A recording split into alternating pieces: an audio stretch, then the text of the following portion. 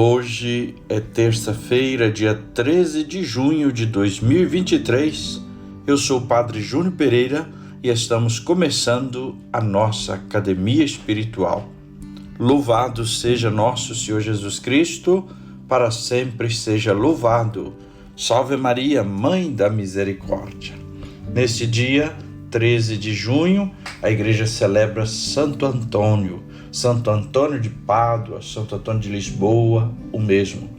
Santo Antônio nasceu em Lisboa em 1195 e por isso é conhecido assim como Santo Antônio de Lisboa. Entrou na ordem dos franciscanos quando São Francisco de Assis ainda era vivo e tornou-se célebre pregador, exímio e profundo conhecedor da palavra de Deus. Faleceu perto de Pádua a 13 de junho de 1231, e era tal a sua fama de santidade que foi canonizado menos de um ano depois da morte. A figura dele permanece muito viva na memória do povo. As nossas festas juninas, que sempre tem um ponto forte em Santo Antônio e São João. Ele também é invocado para a questão do casamento, das coisas perdidas e intercessor dos pobres e necessitados. As metáforas do sal e da luz apresentadas no Evangelho de hoje apontam para um serviço humilde e despojado, conformado com a dinâmica do Reino de Deus, que não se impõe pela força. Começa agora a Academia Espiritual, a Palavra de Deus fortalecendo a musculatura da nossa alma. Comunicando, Padre Júnior Pereira.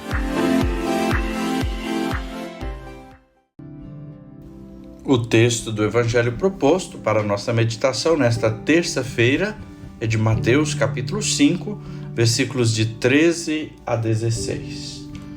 Proclamação do Evangelho de Jesus Cristo segundo Mateus. Glória a vós, Senhor. Naquele tempo, disse Jesus aos seus discípulos: Vós sois o sal da terra. Ora, se o sal se tornar insosso, com que salgaremos?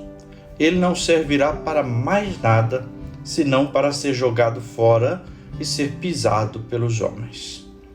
Vós sois a luz do mundo. Não pode ficar escondida uma cidade construída sobre um monte.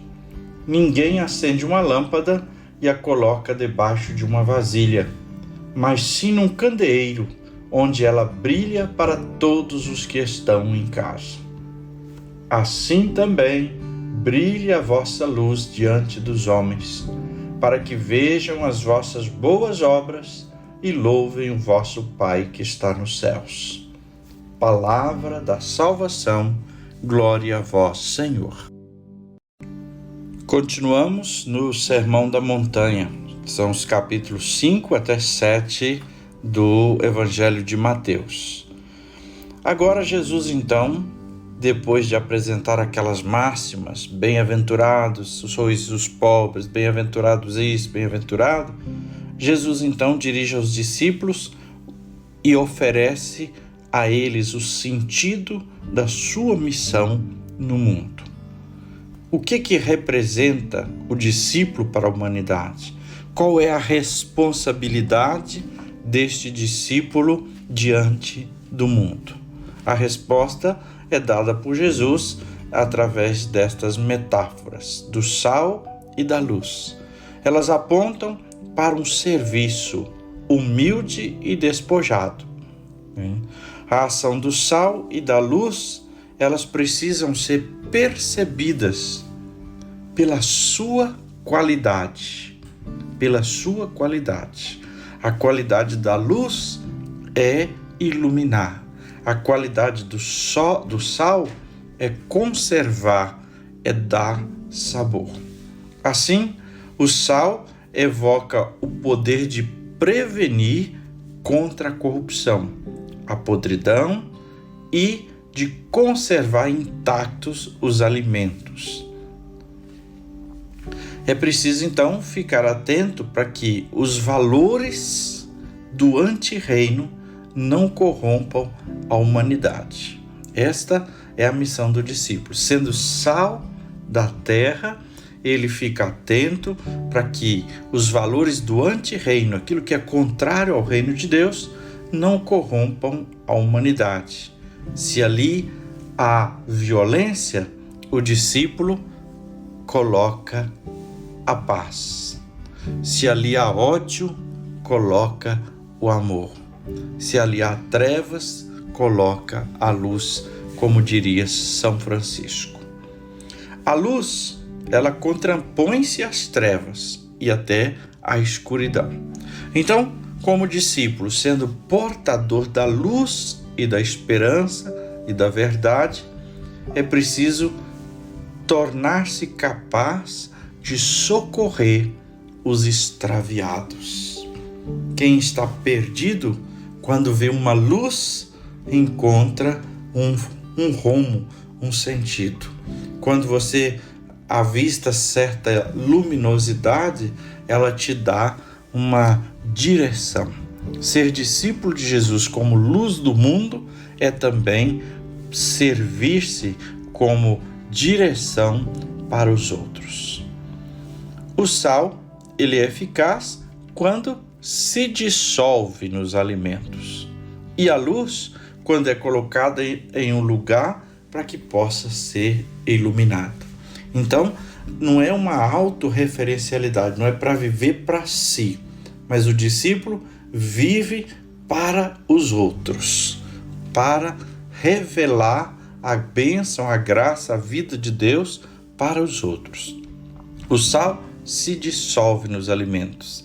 Assim, o discípulo também se dissolve na vida, na história, para dar sabor, para dar sentido, para dar permanência de Deus e não deixar que o pecado apodreça a humanidade. A luz colocada no lugar para irradiar a luz.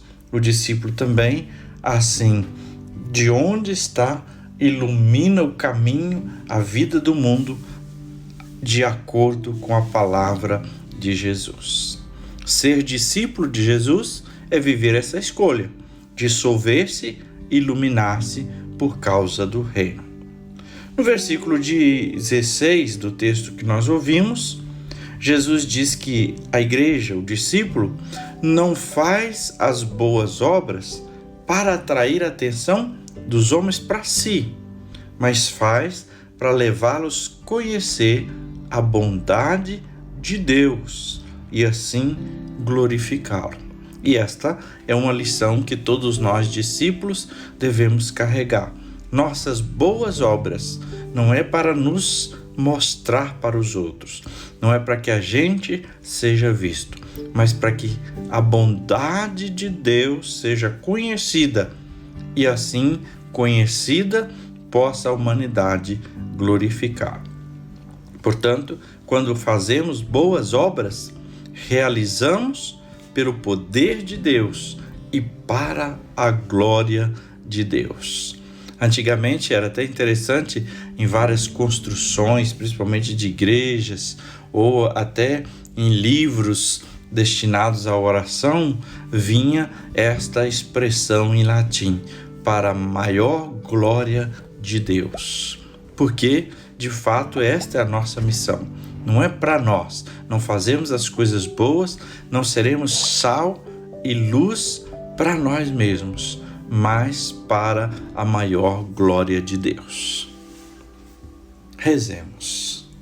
Senhor Jesus, envia o Teu Espírito Santo, encha-nos com Tua luz, com Tua força, com Tua graça, para que nós também no mundo possamos ser luz a irradiar a Tua presença, o Teu amor, a Tua misericórdia, para que possamos ser sal, dando sabor, conservando o Teu projeto de vida para a humanidade, impedindo que o pecado domine os corações. Ajuda-nos, Senhor, a cumprir como discípulos esta missão, esta dupla missão que nos deixastes. E venha, Senhor, em nosso socorro, a Tua graça e a Tua bênção. E agora, a bênção de Deus. Que o Senhor te abençoe e te guarde, que Ele esteja acima para abençoar, atrás para guardar, à frente para guiar, ao lado para acompanhar. Que Ele volte o seu rosto e dê sua paz e sua bênção. Que ela desça abundantemente. Em nome do Pai, e do Filho, e do Espírito Santo. Amém.